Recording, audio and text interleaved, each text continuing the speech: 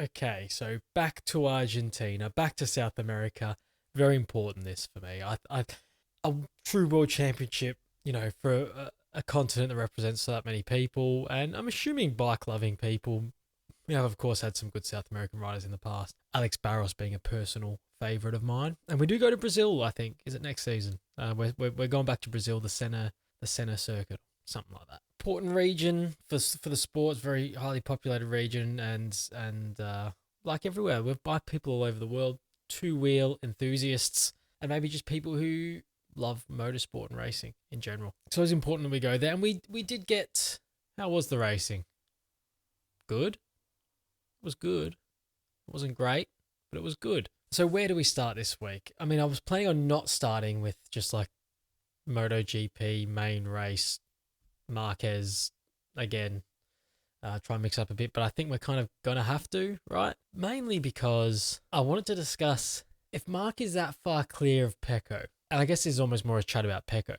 If Mark is that far clear of Pecco, Alex we know probably isn't quite on Mark's level. You could argue he's on an older bike and all that, so perhaps that has something to do with it. But generally, he's just not there. So who beats him and where? Where does it happen? I mean, Coda next, isn't it? Well, Mark wins that. That's 3 on the trot. He'll probably win both races. So that's 6 on the trot. That's going to put Pecco and even Alex. Well, Pecco's going to be 30, 40 points behind. Maybe 45, 50 points behind after 3 races. Alex will be 20 odd points behind after 3. I mean, that's usually when you build like 30-point gaps. You're like, well, they're not coming back from that, are they? I mean, other than obviously the Bagnaia Quartararo season, but extenuating circumstances with quality of machinery. I guess the big thing is, are we going to experience this phenomena of people switching on to see the greatness of one particular individual, or people switching off because of the predictability of one great individual? Let me see. Let me know where you sit on that. What direction? Like, if this goes on, I mean, it's unfathomable to think of someone winning, all the races. Not sprints. I'm talking about Grand Prix. All the Grand Prix. He's not going to do that. He's going to crash probably out of at least one, and there might be a weird race. Bike changes, although he's great in those situations. But bike changes, things go to chaos. Someone else snatches one, and then maybe 1 or 2 races, maybe where he gets genuinely beaten. But that's still got him at 18, 17 Grand Prix wins. So at what point, like, where do you see if he goes on to win 17 Grand Prix this year, which is looking increasingly possible? Out of 22, I think it's 22 this season. If he wins 17 and he's on track to win 17 or 16 or 15 even, are you like, I'm switching off? this is shit. I mean, for me, I'll watch every race no matter what. No matter who's winning, how many they're winning, doesn't matter.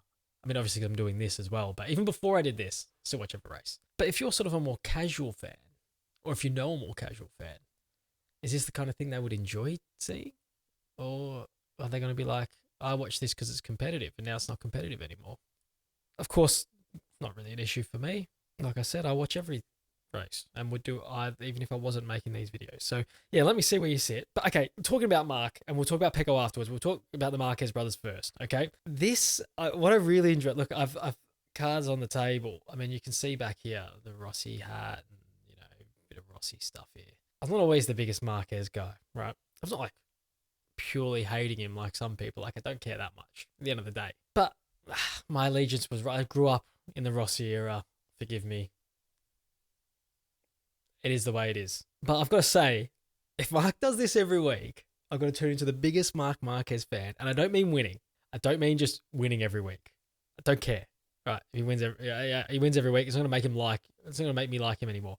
But if he wins like this every week, it will make me like him a lot, because this is the absolute most like pure big brother, older sibling, any sibling, shithousery of all time. And maybe this whole thing was genuine. Mark really did run wide, and Alex was better in the middle phase of the race, and Mark had to really fight back and tried that pass where he went wide, and Alex got him back, and then Mark managed to get in front, and 5 laps to go and pull away, and it was just really hard. Or which I think is, look, in my mind, tell me how you see it. In my mind, this is more likely, as if anyone with siblings will know this. This is like, I'm going to make it look like I'm trying real hard, But then I'm going to make it completely obvious at the end that I'm not.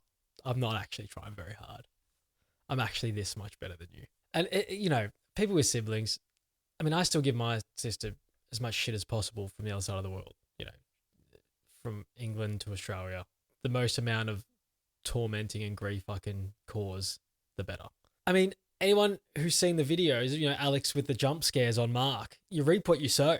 No, there's no mercy between, especially, I don't have a brother, but I imagine between brothers it's probably worse competitively. So do you sit in the camp where Mark genuinely fought for that like that? Or was it like he made it look like it was hard until he decided that he wanted to embarrass his brother? Again. And he'll do it next week, and he'll do it the week after that, and the week after that. I'm telling you, no mercy between brothers. You're probably more likely to have mercy for your worst enemy in that situation. Be like, look, I'll let him have one. Than for your own brother where you'd be like, there's no way I'm letting him beat me. No chance. That's just the way it is with siblings. And there was a point there where Mark, I thought he was maybe doing the compassionate brother thing, where he went for that lunge and went wide. And I'm like, he's done that on purpose. He was never making that. He's just trying to make it look like he's had to try really hard and Alex beat him. Because it's like, maybe he'll just hand him one early in the season, like give him a bit of, pump him up a bit. Maybe he finishes second more often if he's doing stuff like that. Keep him, but give him the confidence to be between you and Pecco all season by giving him a race win early and like giving him the hope and spirit to go on and be right up there. I thought maybe that's what he was doing and he was going to let Alex have the win, but no, he was actually just doing the other thing. On that point, I was like, oh, he's made a stupid lunge here and he's just doing it to make it look it's so obvious. But then Mark I've actually said this about his race sense sometimes is awful. It's the weakest part of the only weakness in his game is sometimes in these duels he actually does make bad decisions or makes ridiculous, dive bombs and stuff. But it could have just been Mark being Mark, just misjudging it like he likes to do sometimes. But yeah, that's tell what you think of the sibling thing. I think Mark's gonna just embarrass Alex as much as he can. This is not that embarrassing finishing second in the way that he's, but Alex having a fantastic start to the season. It looks like continuing. He's shut me up from my early prediction in the year where I thought he maybe wouldn't be that impressive. But yeah, so where does that leave Pecco? Is he on fraud watch yet? Have you got Pecco on your fraud watch? I mean, 2-time world champion, recent world champion, and getting absolutely brained by Marc Marquez every week on the same bike. There's no shame in that, really. But where there is the shame is getting beat by old spec satellite riders. Can't be doing that. Cannot be happening. And he just doesn't look even close to Alex's level at the minute. I mean, Frankie did him over here again as well. Maybe Frankie won't be doing that often. But Pecco just doesn't look there. He wasn't great. I mean, the thing is, we've seen this in the past, he often won't look good early in weekends, even up until Sunday. He won't look that convincing. Now, when you're seeing it happen, you're going to question it even more. It's not going to be like, well, he always comes good for Sunday. Well, he's not. He's not coming good for Sunday. He needs to find something. Something's not working there. And it's weird because it's not like the leap from the 24 to the 25 has been a massive leap. We know it's very small changes between the two machines this season. So, and the evolution of the bike wasn't as big a jump as it was maybe in previous years. So for him to all of a sudden not be getting along with it doesn't seem that normal and to be that far off. I expect him to be doing what Alex is doing basically to Mark. Still not beating him, but being there or thereabouts. And it's just not happening. So worrying for Pecco. Dropping behind guys like Morbidelli, who in fairness is looking quite comfortable and closer to his old self. I mean, his title run, is it over? It's 30 something. It's like 31 points already. Like, is he done? He needs a Marc Marquez DNF and he needs to win a Grand Prix early on so that it's not too far away already. You don't want to be losing this much ground this early. He needs to steady the ship here with a win. And let's move down the grid a bit. Let's talk about Frankie. Do you think Frankie looks ahead at Alex and goes, I could probably do that? That's the old me. That's 2021 me on the satellite Yamaha. I think he does kind of look at that and he probably gives him a lot of confidence. Like, well, if he can do it. Like in the past, at different points in their career, Frankie's been the more convincing of the two. I mean, I'm not trying to talk down Alex, what he's doing at the moment. He's looking a completely different rider for me. I know some people did see this coming and called it early in the season, but I certainly didn't. But Frankie must be looking up the road and going, yeah, I could probably get to that point this season. And I'm looking forward to seeing him continue that. I think he'll have races where he's up in that fight.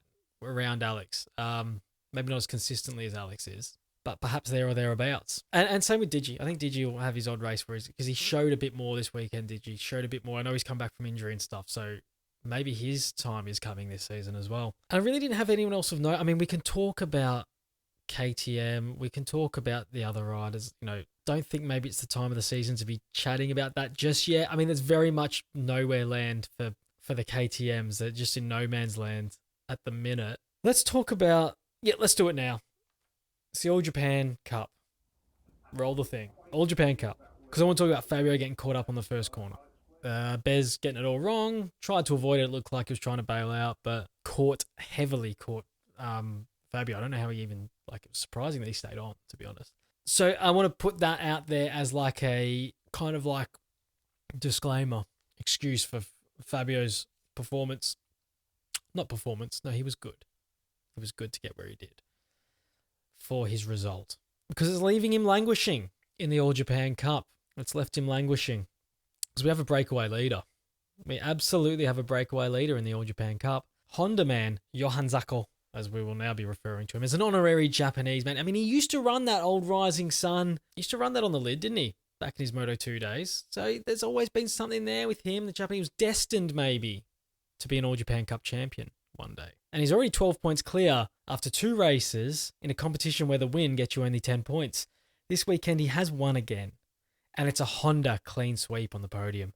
Zarco, Mir, and Marini 1, 2, and 3 in this week's All Japan Cup. And yes, I think this is pretty clever. If you've picked up on it, that I'm calling him Johan Zarco like a Japanese. My imagination knows no bounds. Very clever from me. And in all honesty, what happened was auto-generating some captions from a clip last week, and it auto-generated Johan Zarco written like this, and I was like, oh my god, why have I not been calling him that? Why? So from now on I am. Anyway, he's won. Johan Zarco is 1. He's on 20 points. So this week's results went Zarco, I've just called him Zarco like a bloody white guy.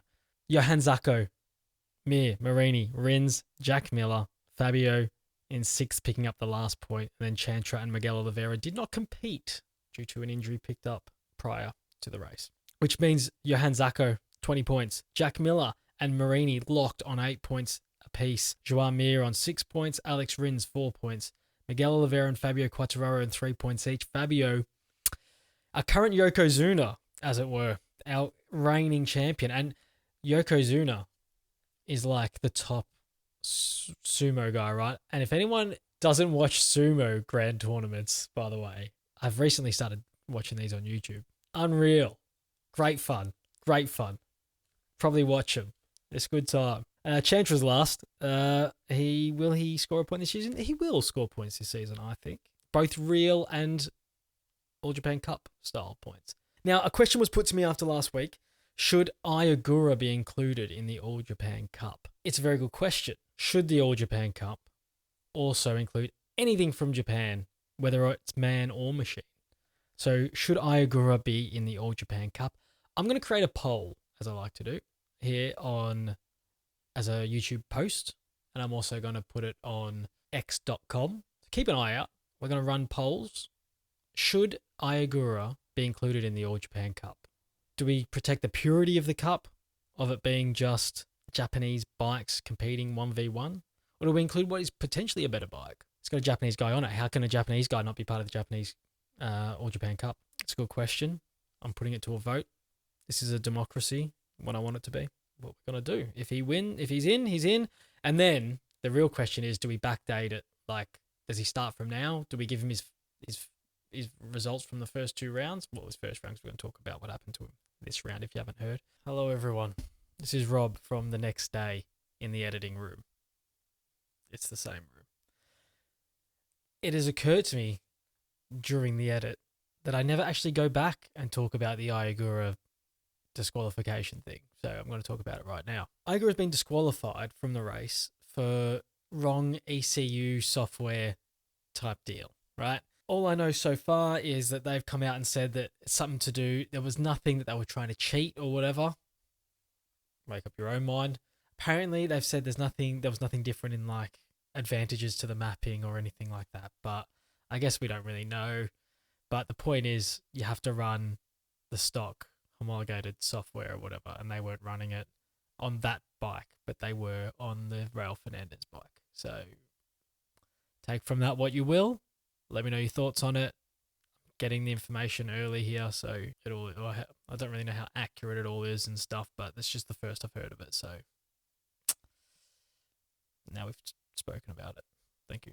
Do we give him his result from the first round? Does that mean Zarco's not doing as well as we thought? We'll see. Let's put it to the vote. What else have we got? We're still going to talk about Moto 2 and Moto 3, but first we're going to have a quick chat about fantasy because we're doing that now. We're going to speak about it after every race because the league's been very popular. I'm shocked. We're over 100 people in the league now, which is fantastic. So what did I score this week? I did make the change, everyone. I just want you to know, after I gave the ultimate strategy for the season, I've changed it already. I've swapped out Pecco for Alex after practice this week. Pecco's out, Alex Marquez is in, and I swapped my team from whoever I had, can't even remember, to Ducati factory team. So my team looks like this. All right, so if you're wondering how to move forward, this is probably it. If Pecco looks absolutely banging in Kota and Alex is like, oh, maybe he's not going to get to that, we're going to swap him back out. Potentially. Actually, we might not even because we're covering that off with having the team and the manufacturer. We might just stay with Alex, but we'll see how we go. If you've just been using boost the first 2 rounds, I don't know why I haven't. It's just made perfect sense. It was obvious Mark was going to win both races, so use your boosts on while Mark's got the ascendancy. I don't know if it'll ever change, but see, I'm like doing it old-fashioned where you don't know who's going to win, and you wait for circuits where you know that guy's great at that circuit, like Mark this weekend in Kota. Like, I'll probably use it. And I was waiting for like Sachsenring and stuff. I don't know why. I should just use them all the first 3 rounds. He's going to win the first 6 races. So we should have just been using them. Use your boosts while Mark is hot. Let's look at the league. Who's on top of the league? The Rob GP Premier League. Well, Kiss My Assin has dropped off top spot, and it's because he didn't use a boost. So the lads that have used the boosts again, which the lads I'm talking about just now, I've gone ahead of him, but I think he's still in good shape. I'm 38th. So if you're in or around or above me, well done. And the top 10, as you can see here, Joseba Inaki 13, factory Ducati team. No wonder they're good. Kiss My Assin, a favourite of the channel, still going strong. JJD80, Roller Acosta, I love the clever names. I Larinesi is 6th. HE93, 7th. LTV Leighton. Big shout out to Leighton. I used to go on his podcast. Cracking guy. How you doing, Leighton? Pop us a message in the comments, will ya? Redline Nate and Showtime 89 from Serbia. A nice mix of nationalities in there. Love to see it. It's a cracking top 10. Thanks everyone for playing. And if you're holding on to your boosts, when are you going to use them? When are you going to use them? We should have been using them. Round 1, 2, and 3. Use your boosts. Game on. We should have all done that. Turns out my strategy video for this season was relevant for all of 1 week. Good luck to everyone going into Kota. Use your boost. Okay, let's talk Moto 2 first. So we're going traditional this time. We're counting our way down. Moto 2. Let me flip the page here. Moto 2. Let me get the results up again. Sometimes I forget, even though it was yesterday. Jake Dicko Dixon. Smashed him. What's to say? He's gone thwack. And absolutely brained him. Now, on any other day, Manu Gonzalez finishing 7 seconds or so, 6.5, 7 seconds ahead of the next man. You win that race. But he still finished 3.5 seconds off the lead.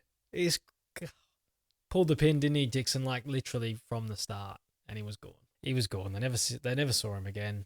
A glove was not laid. I mean, we've seen Dixon be impressive and win races before. This is probably his best win in terms of the dominance of it and how well he did win it. It's an incredible performance. But knowing Jake, as we do, where do you have him?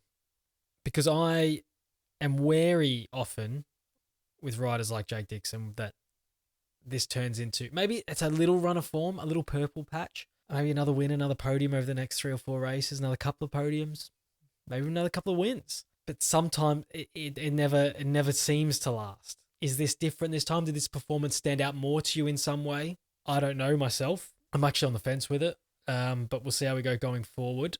It's basically what I'm asking: is he a proper title threat, or do you still have like? Obviously, he's not going to do this every week. It's Moto 2, and he's not Marc Marquez. So Manu Gonzalez still, for me, feels as a whole the stronger prospect for an entire season. Even the likes of a Canet, and guys like that, over the course of a full year, do they still have Jake's measure? Am I being harsh if I say yes? The Jake Dixon fans out there will know that they've been disappointed before. Will it happen this time? Is he really on that level? I mean, to be fair, if he puts a title run together, even if he doesn't win it, it does open him up for a MotoGP ride next season. So I don't know if he necessarily needs to win it, but he needs to show more than he has in the past that he's going to be there for the long run. Manu Gonzalez, who I just mentioned, very good again. This is your world champion for me so far. This is the man to beat, okay? Despite what we just saw from Dicko. Vietti, a nice podium. Well done to him. Canet, it was a good little scrap between them two. It was all clean and fair, and the moves going in were pretty good. I was impressed with both of them. Darren Binder, a nice little turnaround. He seems more stable in that team. He feels more like a solid Moto2 rider now than a guy who's really looked like he was losing his way a little bit. And the main standout for me, there's two other guys I want to mention. I will mention others, but the main points I'm looking at, we're going to talk about Danny Olgado and Senna Aegis. Danny Olgado, because this is a weird thing for me with this jump from Moto3 to Moto2, is it's not always the obvious one who adapts quicker. There's always this thing, I've mentioned it before many times, sometimes you just say things in like a commentary, punditry sense that just like you're just spewing back out what came, you just hear people say things, you don't really think about it. It's this thing where it's like sometimes the lad with the bigger frame will adapt better, or he's a bit of a bigger lad, he's only slight, so in this case it actually feels like that's what's happening. In the past, something that we all say, but I don't know if there's any evidence to support it. I mean, some of the best riders of all time have been tiny guys. Mark's not a big guy. Danny Pedrosa was exceptionally short. Was he clinically a midget? Possibly. Or a dwarf or a little person? Well, I mean, I don't want to upset. Like, don't comment on that comment, right? I don't want to know. But then you're looking at guys like the guys that we've said it about over the last few years. Dennis Onchu, never really getting going. Here, Colin Vaya, a bigger lad. I know it's his first season, but he's not doing better than Alonso, the smaller man. And they're both are struggling, to be fair, but that's probably where I expect them to be. So this whole thing where it's like, oh, he's got a bigger frame, maybe he'll just adapt better and quicker. I don't think it necessarily is a fact that. I think we just sort of say it because it kind of, like when you think about it in your brain, a little bit of your logic goes, that makes sense. But it doesn't always necessarily, I think it's just more like if you're quick, right? Or if you adapt, you adapt. But in this case, does seem to be what's happening. Holgado seems like a more solid lad. I don't know height-wise if there's much difference. Is he a bigger guy? Possibly. He just looks like a more solid lad. So I don't know if he is getting a benefit from that or if he genuinely is just his style suits it better than the other guys that have come up this year, the other elite guys like Alonso and Vaya. And Vaya was particularly, I don't know if something happened to him during the race. He finished a long way off the back of the last rider. So I'm thinking something happened, but I don't know what it is. Aegis I wanted to mention because he was just nowhere all weekend. He looks so good in Thailand. Like, you'd be like, this kid's right in it. This guy's right in it. He's going to be picking up podiums all year. He'll pick up the odd win, maybe 1 or 2, 3 wins. And while I don't think he looks like he's on Gonzalez level, he looks like he's there or thereabouts. I mean, he did look like that. This weekend, he never showed up at any point. I think in every session, he was around 20th or maybe even worse. Qualified like 22nd or something. Did okay in the race to get himself up into the points, finished 13th in the end, but it was really never, ever in it at all weekend. Is it just a teething problem, new circuit, whatever? When he gets on circuits, he knows a little better, he'll be okay. It might just be that. But I'd like to see him turn it around at Kota. Turn it around, lad. The hope of the nation, if you're Australian. But yeah, that's most of it. I mean, we can go into mention guys like where we're at with guys like Ortola and Alonso himself and Vaya, and Izan Guevara is an interesting one. We could talk about all these. It's probably a bit early. So we'll leave it for now. But Gonzalez still leads your world championship. Is Dixon your main threat? Moto3.